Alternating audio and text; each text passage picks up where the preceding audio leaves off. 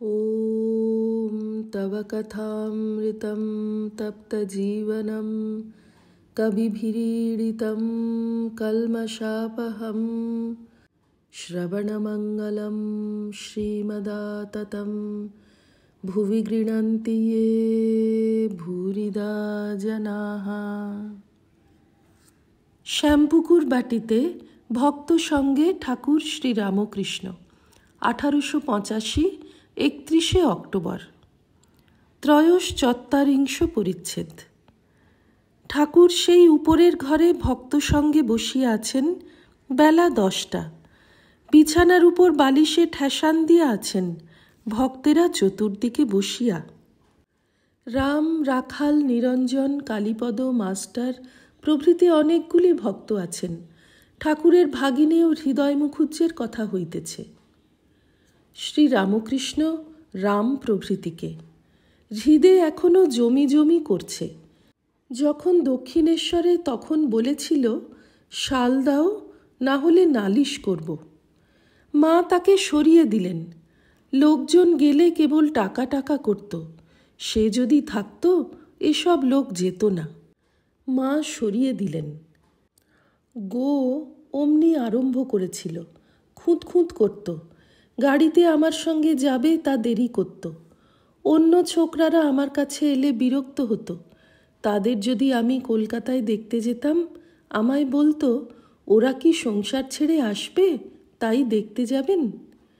জলখাবার ছোকরাদের দেওয়ার আগে ভয়ে বলতুম, তুই খা আর ওদের দে। জানতে পারলুম ও থাকবে না। তখন মাকে বললাম, মা ওকে হৃদের মতো একেবারে সরাস নে। তারপর শুনলাম বৃন্দাবনে যাবে। গো যদি থাকতো এইসব ছোকরাদের হতো না। ও বৃন্দাবনে চলে গেল, তাই এইসব ছোকরারা আসতে যেতে লাগলো। গো বিনীতভাবে, আজ্ঞে আমার তা মনে ছিল না।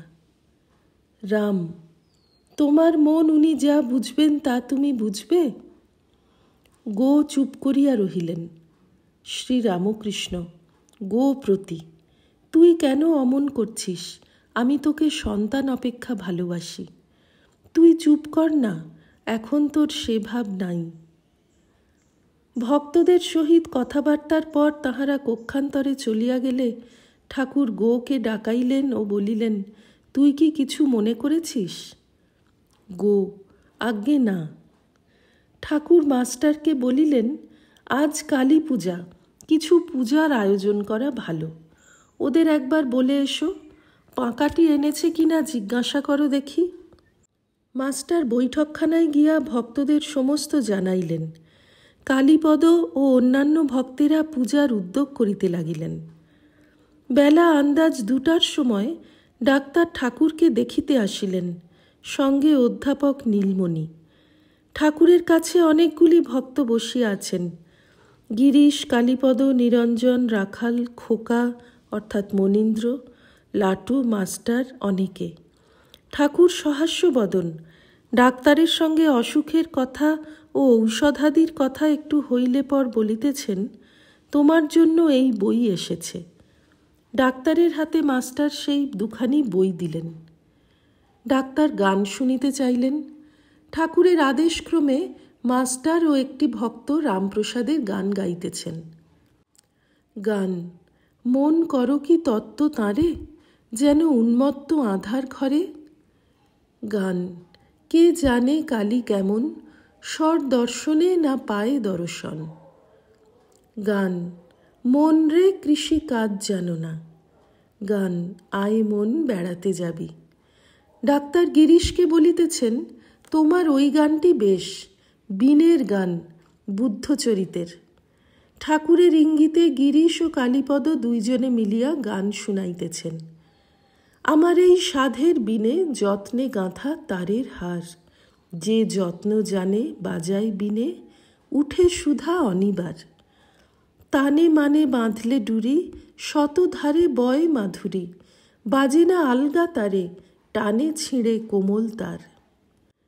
গান, জুড়াইতে চাই কোথায় জুড়াই, কোথা হতে আসি কোথা ভেসে যাই, ফিরে ফিরে আসি কত কাঁদি হাসি, কোথা যাই সদা ভাবি গো তাই।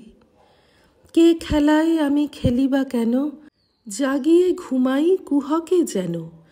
এ কেমন ঘোর হবে নাকি ভোর, অধীর অধীর যেমতি সমীর, অবিরাম গতি নিয়ত ধাই।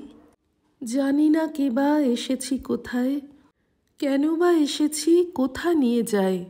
যাই ভেসে ভেসে কত কত দেশে, চারিদিকে গোল উঠে নানা রোল। কত আসে যায় হাসে কাঁদে গায়ে, এই আছে আর তখনই নাই। কি কাজে এসেছি কি কাজে গেল, কে জানে কেমন কি খেলা হলো। প্রবাহের বাড়ি রহিতে কি পারি, যাই যাই কোথা কুল কি নাই। করহে চেতন কে আছো চেতন, কতদিনে আর ভাঙিবে স্বপন। কে আছো চেতন ঘুমায়ও না আর, দারুণ এ ঘোর নিবিড় আধার। কর তমনাশ হও হে প্রকাশ, তোমা বিনা আর নাহিক উপায়, তব পদে তাই শরণ চাই। গান। আমায় ধর নিতাই, আমার প্রাণ যেন আজ করে রে কেমন। নিতাই জীবকে হরিনাম বিলাতে, উঠল গো ঢেউ প্রেম নদীতে, সেই তরঙ্গে এখন আমি ভাসিয়ে যাই। নিতাই যে দুঃখ আমার অন্তরে, দুঃখের কথা কইব কারে, জীবের দুঃখে এখন আমি ভাসিয়ে যাই। গান। প্রাণ ভরে আয় হরি বলি, নেচে আয় জগাই মাধাই। গান। কিশোরীর প্রেম নিবি আয়, প্রেমের জুয়ার বয়ে যায়। বহিছে রে প্রেম শতধারে, যে যত চায় তত পায়। প্রেমের কিশোরী প্রেম বিলায় সাধ করি, রাধার প্রেমে বল রে হরি। প্রেমে প্রাণ মত্ত করে, প্রেম তরঙ্গে প্রাণ নাচায়। রাধার প্রেমে হরি বলে, আয় আয় আয় আয়। গান শুনিতে শুনিতে দুই তিনটি ভক্তের ভাব হইয়া গেল, খোকার লাটুর। লাটু নিরঞ্জনের পার্শ্বে বসিয়াছিলেন।